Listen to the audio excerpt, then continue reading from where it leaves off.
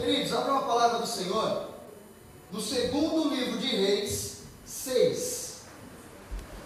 Segundo livro de Reis, capítulo 6, versículo 14. Já ensinei isso para vocês. Antigo Testamento nós falamos primeiro, segundo, e Novo Testamento, primeira, segunda. Então agora, como é o Antigo Testamento, segundo Reis 6, 14. Segundo Reis 6, 14. Quem não encontrou, levanta a mão. Só quem não encontrou. Todo mundo encontrou, né? Então se põe de pé para a gente ler. Eu vou ler 3 versículos e aí vocês vão sentar, tá bom? Segundo Reis 6,14 diz assim: Então enviou para lá cavalos e carros e um grande exército, os quais vieram de noite e cercaram a cidade. Quando o moço do homem de Deus se levantou muito cedo e saiu, viu que um exército com carros e cavalos tinha cercado a cidade. Então seu moço lhe perguntou: Ai, meu senhor, o que faremos? Ele respondeu: Não temas, mais são os que estão conosco do que estão com eles. Então orou Eliseu: Ó Senhor, peço-te que abra os olhos para que veja. E o Senhor abriu os olhos do moço, e ele olhou e viu que o monte estava cheio de cavalos e carros de fogo em redor de Eliseu. Amém? Vamos orar? Senhor Deus querido e santo, não por mim, Senhor, mas por amor ao teu povo, usa a minha vida. Jesus, não porque eu sou alguma coisa ou porque eu sou pastor, mas porque eu sou o teu servo. Eu quero te pedir, Jesus, usa a minha vida para abençoar a vida do teu povo através da palavra. Deus, eu quero te pedir tudo aquilo que o Senhor revelou ao meu coração, que eu tenha competência para passar para os teus pequeninos. Deus, que tudo aquilo que o Senhor revelou para mim, palavra de Deus, chegue no coração dos teus pequeninos ainda a palavra de Deus, porque eu sei que entre o que o Senhor me revelou e aquilo que eu vou falar pode não ser mais palavra de Deus. Então eu quero te pedir, Senhor, mantenha essa palavra genuína e viva. Mantenha, Jesus, essa palavra queimando, ardendo no meu coração, porque se o Senhor colocou, alguém precisa ouvir. Então somente me abençoa e abençoa teu povo. Espírito Santo, age na minha vida, mas também age no coração dos teus pequeninos, porque a Bíblia diz que quem é de Deus, ouve a palavra de Deus, e que esses homens e mulheres aqui sejam de Deus, a ponto de a palavra surtir efeito. Em nome do Pai, do Filho e do Espírito Santo de Deus. Amém. Pode sentar em nome de Jesus. Queridos, conta-se uma história de que um certo homem, ele era dono de uma loja de sapatos. Alguns irmãos provavelmente já me ouviram contar essa história, mas para os que não ouviram, eu vou contar de novo. E esse homem, sendo dono de uma loja de sapatos, ele decidiu fazer uma coisa. Olha, eu fiz uma pesquisa de mercado e eu vi que na região tal não tem loja de sapatos. Então o que eu vou fazer? Vou mandar o meu melhor gerente para lá, para que o gerente vá até o lugar, até a região, e realmente constate se é ou não bom lugar. Aí essa história conta que ele pegou o gerente, deu instruções e falou: vai lá e vê. Esse gerente, chegando nessa terra, ele começou a olhar para os pés da pessoa, amém? Se você vai vender sapatos, tem que olhar no pé. Só que ele começou a perceber que as pessoas não usavam sapatos. Ele disse: peraí, meu gerente, o dono da loja me mandou aqui para olhar, ele está a fim de abrir uma loja aqui, só que eu estou olhando e não tem ninguém usa sapato. O pessoal usa sandália, chinelo, usa qualquer coisa menos sapato. O que veio na mente dele? Aqui não é um bom lugar, eu preciso voltar. E ele voltou e deu um relatório para o chefe: olha, chefe, lá não vai dar certo não. O povo não usa sapato, só quer abrir uma loja de sapato. Só que o gerente, o dono da loja, não tinha visão. Ele chamou um outro gerente e falou: vai lá naquele lugar e olha. E o outro saber de nada, foi lá e começou a olhar. E ele constatou a mesma coisa, ninguém usa sapato. Só que ele olhou para essa situação e falou: que legal, ninguém usa sapato, eu vou estourar de vender aqui. Por que eu estou contando essa história para vocês? O primeiro olhou para a situação e falou: não vai ter jeito. Mas o segundo olhou para a situação e falou: quer saber de uma coisa? É aqui que é bom, é aqui que vai dar certo. O primeiro falou: meu, ninguém usa sapato, eu não vou conseguir vender. O segundo falou: ninguém usa sapato, é aí que eu vou vender. E aí, como vocês me conhecem, eu vou falar sobre o tema da mensagem, que é uma questão de visão. Amém? Tudo na sua vida e na minha vida é uma questão de visão. O problema, irmãos, não é o problema. O problema é como você enxerga o problema. Consegue entender? Eu vou citar um caso bem tranquilo antes de entrar nos textos que eu separei, sobre Davi e Golias. Quando Golias desafiou o povo de Israel, foi um problema. O exército de Israel olhou e falou: meu Deus, a gente é como uma formiga perto dele, a gente é como barata perto dele. Só que Davi olhou e falou: não, quem é esse incircunciso para desafiar o exército de Deus vivo? Você vem a mim com armas, eu vou a ti pelo braço forte do Senhor. Vocês conseguem entender que para todo mundo o problema era muito grande e para Davi o mesmo problema não era nada? Vocês conseguem entender que é a postura de vocês que vai decidir o tamanho do problema de vocês? Porque vocês estão passando, qualquer um de vocês aí, não acho que seja só eu, está passando alguma provação, de alguma maneira, de alguma natureza. Uns passando provação no trabalho, outros passando provação no lar, outros passando provação com os pais, outros com os filhos, cada um tem a sua provação. A diferença é como que você está enxergando essa provação. O seu Deus está pequeno ou o seu Deus é grande diante dessa provação? Porque a sua postura vai mostrar para mim, como seu pastor, como você está enxergando. Se você estiver acovardado, você está enxergando o seu problema como grande. Agora, se você estiver peito aberto, quer saber uma coisa? Pode vir. É o problema que tem? É, mas eu vou enfrentar, porque eu sei o tamanho do meu Deus. Amém? Ficou claro até aqui? Amém. Então vamos entrar no texto. Eu quero que você vá lá no primeiro livro da Bíblia, Gênesis 4. Eu vou falar sobre uma questão de visão com relação ao serviço que você presta para Deus. Amém? É uma questão de visão o serviço que você presta a Deus. Tudo que você faz para Deus é uma questão de visão. Gênesis 4, do 3 ao 7. Gênesis 4, do 3 ao 7. Olha que coisa interessante. Versículo 3. Ao cabo de dias, trouxe Caim do fruto da terra uma oferta ao Senhor. Abel também trouxe dos primogênitos das suas ovelhas e da sua gordura. Atentou o Senhor para Abel e para a sua oferta, mas para Caim e para a sua oferta não atentou. Eirou-se Caim fortemente e descaiu-lhe o semblante. Versículo 6. Então lhe disse o Senhor: por que tiraste? E por que descaiu o seu semblante? Se procederes bem, não serás aceito. E se não procederes bem, o pecado jaz à porta, e sobre ti será o seu desejo, mas sobre ele deves dominar. Vamos analisar. Chegar no período, Caim e Abel, que vocês sabem, que é filho de Adão e Eva, foram apresentar as suas ofertas para Deus.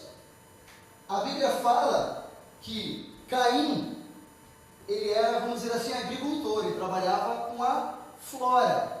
legumes, sei lá, flores, plantas. E a Bíblia diz que Abel, ele trabalhava com a fauna. Chegou o período, Caim foi e apresentou para o Senhor o sacrifício.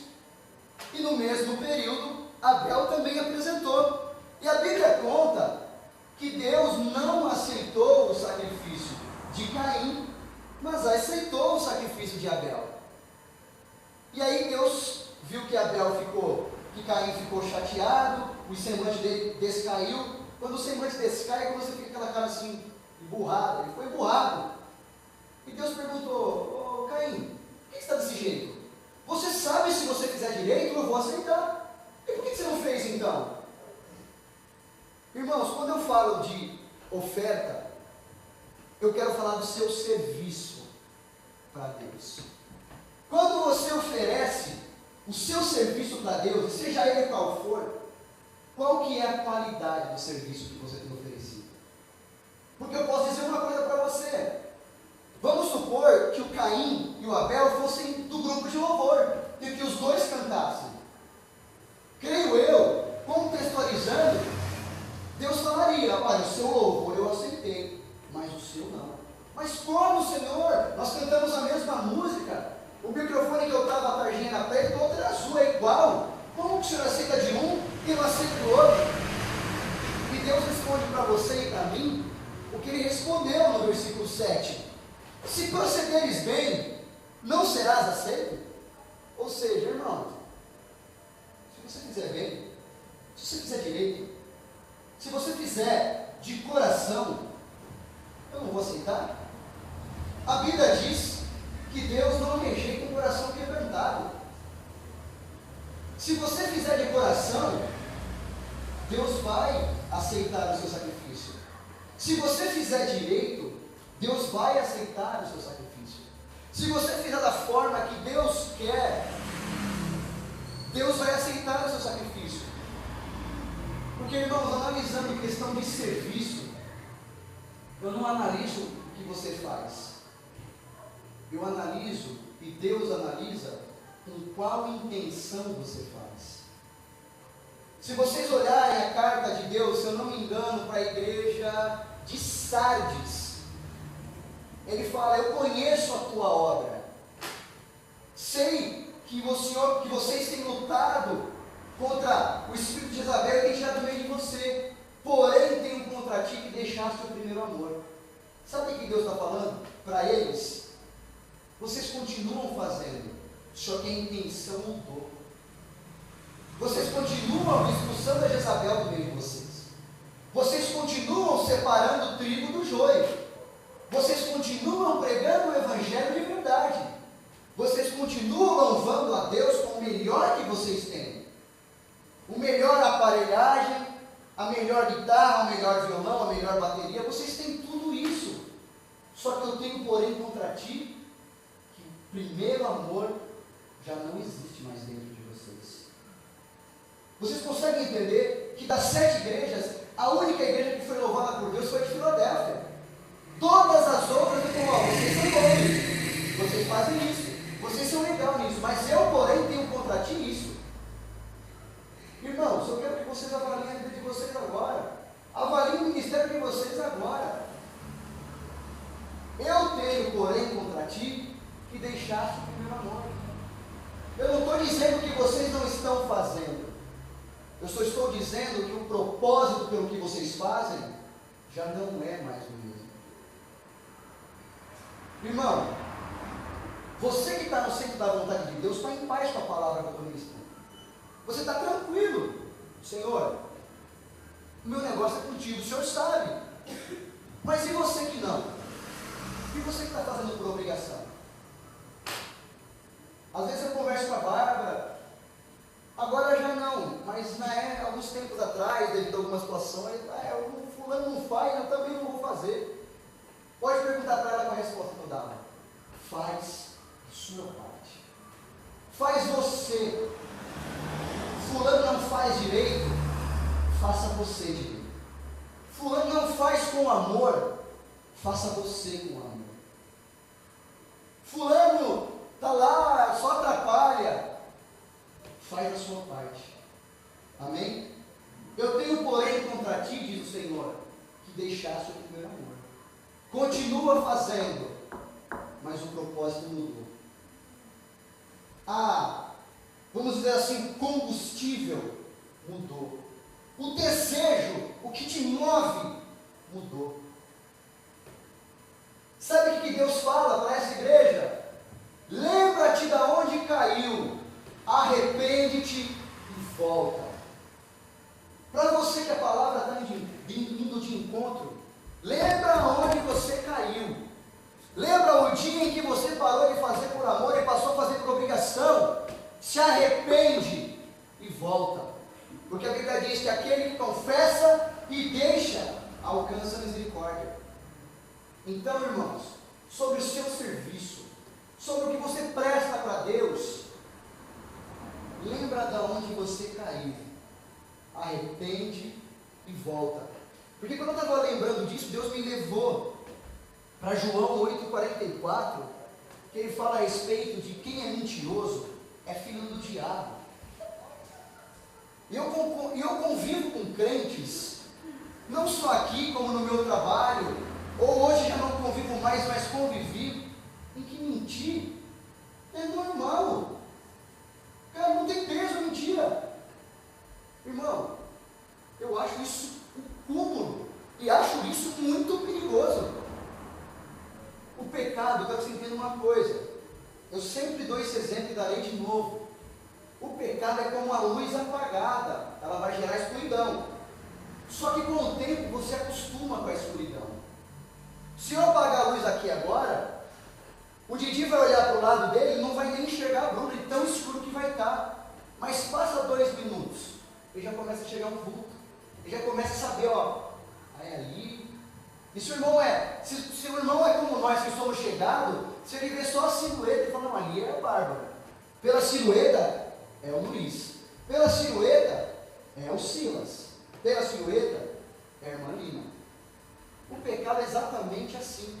Ele vai entrando na nossa vida devagar, devagar, devagar. E o primeiro passo da apostasia, irmão, é quando você olha para o pecado e ele já não tem peso mais para você falar. Beleza. Tá. Beleza. Irmão, isso é muito perigoso. Porque a Bíblia diz que muitos chegaram e disseram, Senhor, em seu nome eu fiz isso, eu não te conheço, cara. Em seu nome eu fiz isso, eu não conheço você. Fez, só que mudou a intensidade. Fez, só que não fez de coração. E sabe o que a Bíblia diz para você e para mim? O seu pecado faz divisão de Deus e de você. Isaías 49. Pode ler. O seu pecado, a sua iniquidade te divide de Deus. E sabe o que ele fala? Eu não ouço a sua oração. Irmão, é legal Deus olhar para você e te ver como se fosse dentro de um estúdio. Todo mundo grita, quem está lá de fora não vê. Já quem já foi estúdio sabe. Se o cara não tiver com fonezinho lá, você pode gritar o que você quiser. Você pode ter a voz da irmã ali que estoura 3 igrejas dessa. O cara não ouve. Ué, não é? A caixinha lá na estelada não é anti-ruído? É para isso que serve. A Bíblia está dizendo, se você estiver em pecado, a sua oração para mim é igual isso. Bate no osso. Ele não pode te abençoar, ele não sabe o que você quer. Quer dizer, ele sabe. Aí falou, filho, estou dividido de você, de nós é um abismo, eu não consigo. Amém? Então, irmãos, a hora é essa. Para de não ver peso nas coisas que tem que ver. Porque a Bíblia diz muito claramente, lê lá, João 8,44, o diabo é o pai da mentira. E se você convive muito bem com a mentira, eu preciso dizer quem é seu pai? Não, né? Não preciso, você já sabe. Amém? Amém. Que bom, né, irmão? É difícil dar um amém numa mensagem assim, né? Mas, se eu estou sujeito e atento à voz do Espírito Santo, o que eu tenho que fazer? Deus falou, filho, eu vou separar o joio do trigo. Eu vou separar. Então, quer saber uma coisa? Eu vou começar a bater, porque o joio vai embora mais rápido. É isso mesmo. Eu vou começar a bater mesmo, porque o joelho não aguenta, vai embora mesmo. Amém? Eu não vou deitar minha cabeça no travesseiro de mal com Deus, eu já disse para vocês. Então, irmão, vou fazer o que Deus manda. Amém? Vamos continuar. Irmãos, eu quero saber a palavra do Senhor no livro, segundo livro de Reis, volta lá no segundo livro de Reis, só que agora um pouquinho mais para frente. Segundo Reis 5:18. Aleluia. Segundo Reis 5:18 diz assim: nisto, perdoe o Senhor ao teu servo, quando o meu senhor entrar na casa de Rimom para lhe adorar, e ele encostar na minha mão, eu também tenho que me encurvar na casa de Rimom. Quando assim encurvar-se na casa de Rimom, nisto perdoe o Senhor teu servo. Que história é essa? Naamã e o profeta Eliseu. O que tinha acabado de acontecer? Naamã estava leproso, rei, ele era o chefe do exército leproso. Aí uma jovem judia na casa dele falou: se você for lá na minha terra, tem profeta, você pode ir lá que o profeta dá jeito. Ah, tem? Tem. Aí o rei manda uma carta lá para o rei de Israel. Aí o rei fala: mas ele está querendo alguma coisa contra mim, eu sou Deus agora para curar? Aí o profeta olha e fala: ô rei, manda ele vir na minha casa que ele vai ver que em Israel tem profeta. E Naamã vai com toda a comitiva na casa do profeta Eliseu. A Bíblia conta que o profeta Eliseu não saiu nem na porta, só falou para Geazi. Geazi vai lá e fala para ele se banhar 7 vezes no Rio Jordão, que na 7ª ele vai estar curado. Aí o cara fala: na minha terra tem rios melhores, Farfar, Rio Tigre. Aí o servo do Naamã falou assim: isso é difícil, você não faria? Mas o que é fácil? Aí Naamã foi lá, mergulhou 7 vezes. Quando ele saiu a 7ª vez, ele estava curado, como uma pele de neném, diz a Bíblia. E aí, ele vai conversar com Eliseu depois que está curado. E se você analisar bem, ele se rende aos pés do Senhor. Fala: Senhor, eu quero levar um pedaço, eu quero levar um pouco dessa terra aqui, porque eu sei que nessa terra tem Deus. Só que aí chegamos no versículo que eu li para vocês. Só que ele fala assim para o Eliseu: olha, quando eu estiver lá na minha terra, eu vou ter que entrar lá no templo de Rimom. E quando eu estiver diante do meu rei, eu vou ter que me encurvar diante de Rimom, para o meu rei apoiar em mim e levantar. Você me perdoa, profeta? Eu falei: vai em paz. Amém? Entenderam até aí? Ou seja, ele se converteu. Mas se precisar dobrar, você me perdoa? Tá, beleza. Vamos lá para Daniel 3. Eu vou te mostrar como é que o crente procede diante disso. Daniel 3,14.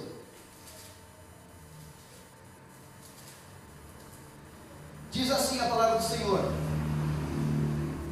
disse-lhes Nabucodonosor: é de propósito, Sadraque, Mesaque e Abednego, que vós não servir meus deuses e nem adorais a essa estátua de ouro que levantei?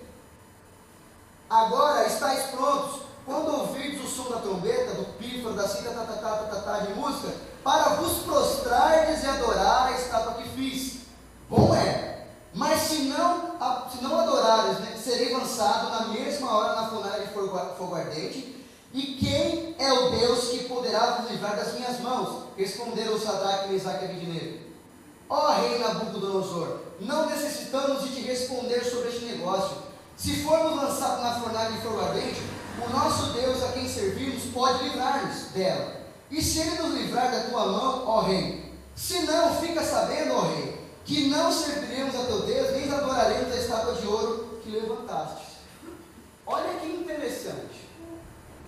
Nabucodonosor fez uma estátua de ouro e falou: ó, quando eu tocar os instrumentos, todo mundo se dobra. Quem não se dobrar vai para a fornalha. Aí a Bíblia conta que o povo inteiro se reuniu na frente da estátua e tocou. Aí você imagina aquele campo de milhares de gente, todo mundo dobrado e 3 caras assim, de pé. Aí tocou de novo, todo mundo dobrado e 3 caras assim. Aí, sei lá, tá vendo lá, rei? Aqueles 3 lá não se dobram. Chama aqui. Aí chamou lá Sadraque, Mesaque e Abednego. Foram diante do rei e nós chegamos no texto. É de propósito, Sadraque, Mesaque e Abednego, que vocês não se dobraram diante da minha estátua? Eu vou tocar agora. Se você não se dobrar, vai ser lançado na fornalha. Aí eles respondem, quanto a isso, não preciso te falar nada. Se o meu rei quiser me livrar, ele me livra. Se ele não quiser, eu vou queimar, mas na sua estátua eu não me prostro. Irmão, sabe o que eu quero falar? Naamã se converteu e quando precisava dar um jeitinho, ele se dobrou. Sadraque, Mesaque e Abednego falou, não, eu não me vendo. Irmão, sabe o que eu quero falar com essa mensagem? Não venda o chamado que você tem. Não entregue de graça, na mão de seja lá quem for, a promessa que Deus te deu. Porque é muito fácil hoje, por qualquer circunstância, a gente se vender. Irmão, Deus não falou que ia fazer, Ele vai fazer. Só que a gente quer ajudar Deus, a gente quer dar um jeitinho para Deus. Deus, ó, se o senhor fizer assim, vai ficar melhor, faz assim, Deus. Irmão, não se venda. Não venda para Satanás, ou seja lá para quem for, o que Deus pôs na sua mão. Porque hoje nós vemos pessoas vendendo ministérios, irmãos. Hoje nós vemos pastores vendendo ministério, é ou não é? Vocês sabem disso. Hoje nós vemos obreiros dentro da casa de Deus vendendo ministério. Hoje nós vemos mulheres e homens de Deus que outra hora era brasa tirada do altar, tinha um pavio de fumega aceso, e hoje está jogado nas traças, no chão, apostatando da fé, por causa às vezes de uma palavra que recebeu. O irmão não me cumprimentou. Eu conheço uma história de um irmão que era homem de Deus, e Deus falou, filho, fica aqui, e ele foi comprado por uma proposta melhor, e saiu. Sabe qual foi o resultado?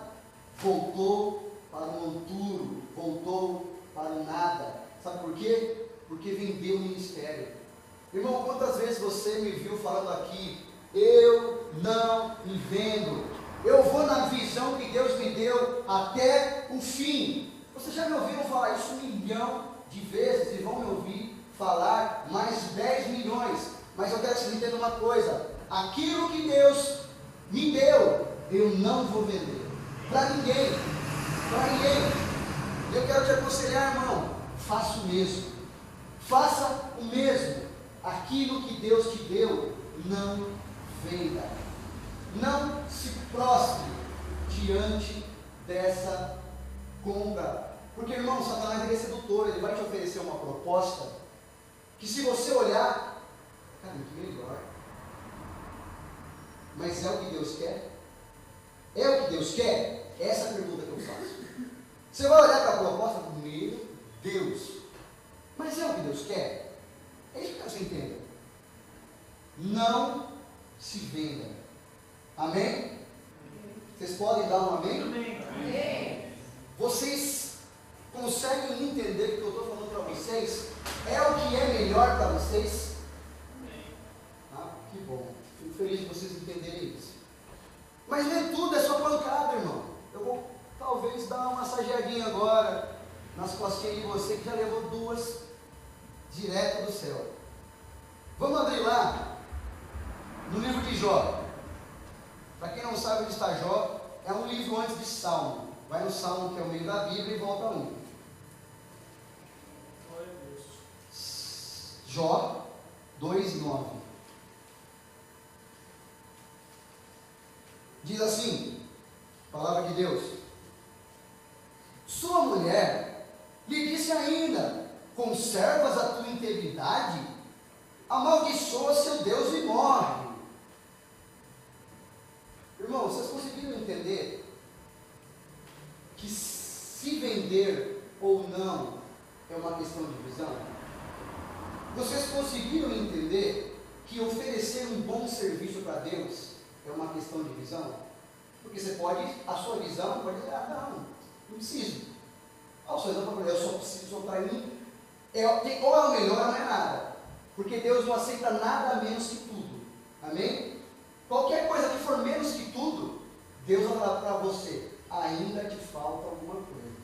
Amém? Então tá. Sabendo que vocês entenderam, eu quero dizer uma coisa para você. A esposa de Jó, todo mundo conhece a história de Jó? Quem não conhece, levanta a mão, eu passo bem por cima. Todo mundo conhece? Então tá bom. A Bíblia conta que Jó foi tentado.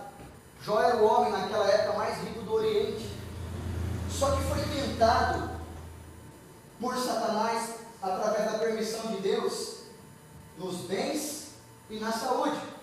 E ele chegou ao ponto de não ter nada além de sua esposa. Filho morreu, perdeu o bem, perdeu o gado, perdeu tudo, não tinha nada. Só a esposa e os amigos que o acusavam, só. Ele estava tão doente que ele se coçava com um caco de telha, de tão doente, né, que ele estava.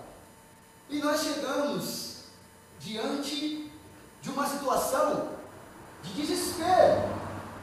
Olha só, a mulher de Jó vendo a situação, tudo o que aconteceu ela fala para Jó. Sua mulher lhe disse, ainda conservas tua integridade? Amaldiçoa seu Deus e morre. Olha que a mulher de Jó disse para ele. Irmãos, vocês como disseram para mim que conhecem a história, vocês sabem que Jó perdeu todos os filhos, sabem? Vocês também sabem que Jó perdeu todos os bens? Aí eu quero te fazer uma pergunta. Se Jó perdeu, a esposa dele também não perdeu? Sim ou não? Sim. Como diz o pastor Neil, amém ou não amém? Amém. Amém. Se o Didi foi abençoado, a bênção da Bruna também. Sim. Embora você não queira, a bênção também é dela. O dia que ela quiser, se ela quiser continuar dormindo, pode dormir, é seu também, tá bom? Então o que acontece? Tudo que o Didi consegue é da Bruna, tudo que a Bruna consegue é do Didi. Eu e a Bárbara a mesma coisa, a Regina e o Zezinho a mesma coisa, meu pai e minha mãe, assim consecutivamente. Vocês entenderam? Só que, quando os dois perderam tudo, a reação é uma questão de visão. A mulher de Jó ficou o quê? Desesperada. Nós perdemos tudo, nossos filhos morreram, acabou a nossa terra, acabou tudo que a gente tinha. Se ainda está conservado nessa integridade, amaldiçoa seu Deus e morre. E Jó fez o quê? Deus deu, Deus tirou. Bendito seja o nome do Senhor. Você consegue entender que a situação de desespero foi a mesma, mas a postura da mulher de Jó foi descabelar e sair correndo e negar a Deus? Jó falou, não. Eu consigo entender quando Deus fala nada comigo. Eu consigo entender quando Deus tira o que Ele me deu. Eu consigo entender. Eu tenho maturidade para ouvir o não de Deus também. Vocês conseguem entender que é uma questão de visão a sua postura? Ué, irmãos, só que assim, quem queria ter uma mulher igual a mulher de Jó? Quem queria levantar a mão? Ninguém queria? É sério? Ninguém queria ter um marido que agisse igual a mulher de Jó também? Ninguém queria? Irmão, só que eu vou dizer uma coisa para você. Se acontecesse com você, você agiria igual a mulher de Jó, irmão. Você jamais ia estar diante do seu filho morto, 7 filhos mortos. Perdeu o carro, perdeu a casa, perdeu o trabalho, está doente. Ah não, Deus deu, Deus tirou. Bendito seja o nome do Senhor. Quem faria isso? Então, irmão, você está dizendo, eu não queria uma esposa igual a esposa de Jó, e eu não queria um marido que agisse igual a esposa de Jó, Deus estava falando para você, então muda a sua postura. Você também tem que mudar, porque você faria o mesmo. Irmão, essa casa está destruída. Você está desesperada aí, sentadinha na sua cadeira, ou sentadinha na sua cadeira, vendo tudo acabado. Você está, meu Deus, não vale a pena. Servir a Jesus não vale a pena. Você está sendo igual a mulher de Jó. Você está sendo igualzinho a mulher de Jó. E Deus está falando para você e para mim, filho. Muda a postura. Muda a sua postura, meu filho. Muda a sua postura, minha filha. Muda a sua postura, querido e querida. Muda a sua postura, meu irmão e minha irmã. falando, diante do desespero, não me amaldiçoa, não me negue, continua firme. Deus está falando para você, filho, não vem do chamado que você tem. Deus está falando, filho, oferece para mim o melhor serviço. Vocês conseguem entender que é uma questão de visão? Irmão, até 2 meses atrás, 3 meses atrás, o nosso culto de quinta-feira tinha cerca de 20, 30 pessoas. E o nosso de domingo, 20, 30 pessoas. Todos vocês perceberam que de um tempo para cá, já não são mais 20 e 30. São 15, 20, 12, 18. Vocês conseguiram entender? Eu poderia olhar para tudo isso e me desesperar igual a mulher de Jó. Mas qual foi a postura, qual foi a visão que eu decidi adotar com relação a essa situação? Senhor, o Senhor deu, o Senhor tirou, bendito seja o seu nome. Eu poderia estar desesperado como alguns de vocês estiveram, ou talvez até estejam. Só que eu olho para essa situação, irmãos, eu falo, Senhor, eu estou íntegro, eu estou fazendo a minha parte. Senhor, o serviço que eu estou te oferecendo não é o de Caim, é o de Abel. Porque eu não estou dizendo que o serviço que eu presto é melhor, que eu sou um bonzão. Estou dizendo que o que eu estou dando é tudo que eu tenho. Pode ser pouco, pode até não ser nada, mas é tudo que eu tenho.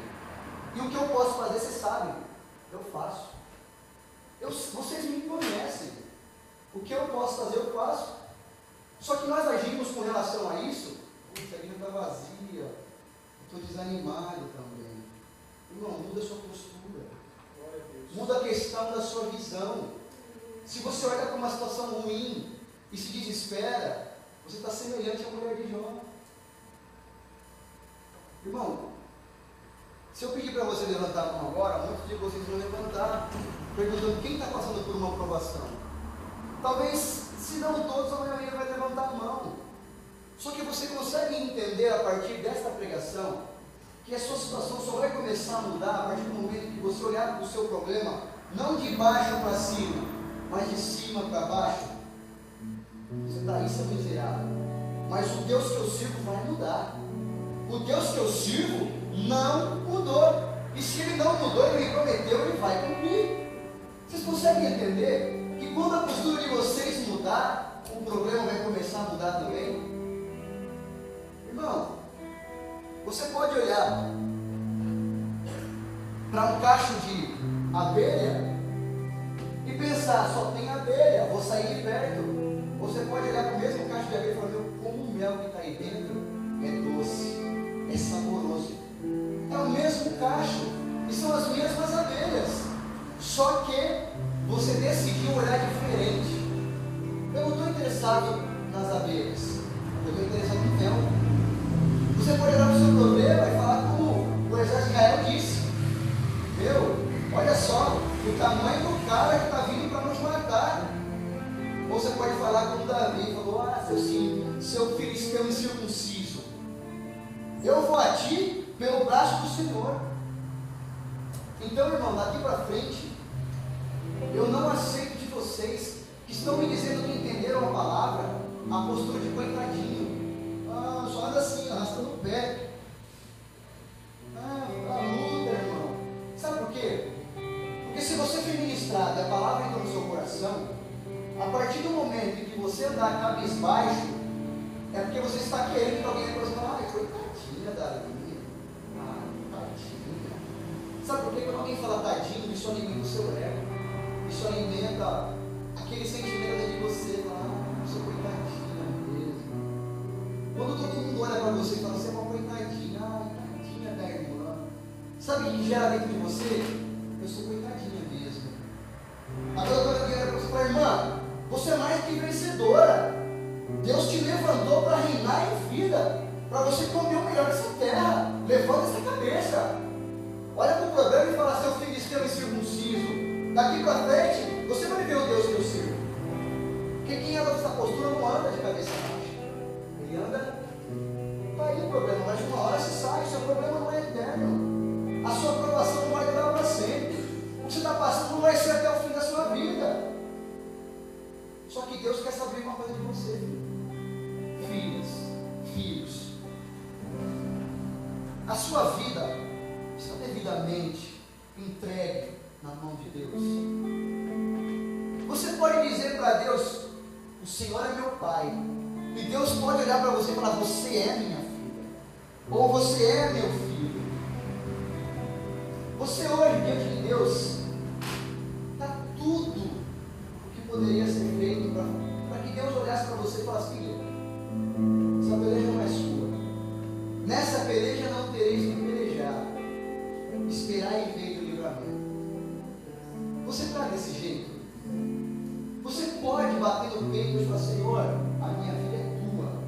Como fez o Lázaro, uma canção: a minha vida é do Mestre, meu coração é do meu Mestre, o meu barquinho, que é a minha vida, eu entreguei no seu mar, Jesus. Eu vou levantar a vela e o vento do Espírito vai me levar. Ou você está falando: ou a sua vida está na sua mão ainda. Você está vivendo a teologia de Deus que fala: filho, entrega a sua vida para mim? Ou você está vivendo a teologia do pastor Zeca Pagodinho que diz: deixa a vida me levar? Qual que é o evangelho que você está vivendo? O evangelho que a vida te leva? Ou o evangelho que Jesus leva a sua vida? Eu já preguei aqui, vocês lembram, a bicicleta de 2 lugares. Quem que está conduzindo a sua bicicleta de 2 lugares? É você mesmo? Ou é Jesus que está segurando o guidão e te levando para onde Ele quer? Você está na teologia do Zeca Pagodinho? Ou você está na teologia do Cristo? Você está na teologia de Jesus? Ou está na teologia do skunk, que vai deixar a vida levar até onde ela quiser? Não é isso que ele canta? Vou deixar a vida me levar. Qual que é a teologia que ele vive? A teologia do Zeca Pagodinho e do skunk? Ou a teologia de Jesus fala: filho, entrega a sua vida para mim, que eu mando você para o lugar que você tem que ir? Porque a Bíblia diz que quem é filho de Deus não sabe para onde vai. A Bíblia diz que o Espírito sopra, o Filho do Espírito sopra, você não sabe nem de onde vem, nem para onde vai, mas Ele te leva. Qual que é a teologia dele? Amém? Então, irmãos, eu não conheço todo mundo, mas eu quero cumprir a palavra de Deus essa noite e dizer: filho, filha, você que não tem a sua vida nas mãos de Deus, você que decidiu não cantar mais coisas do mundão e cantar: Senhor, a minha vida é do Mestre, meu coração é do meu Mestre. Eu quero pedir para você fechar seu olho, todo mundo fecha o olho no seu lugar. Amém? E nós vamos cantar uma canção. Eu queria pedir para alguma das meninas que cantam me ajudar, porque vai chegar uma hora que a música vai subir e eu não vou aguentar. Amém? É aquela música do Tales, que vai voltar para a casa do Pai. Amém? Alguém que sabe, tem alguém que sabe, achei que a Bárbara sabe.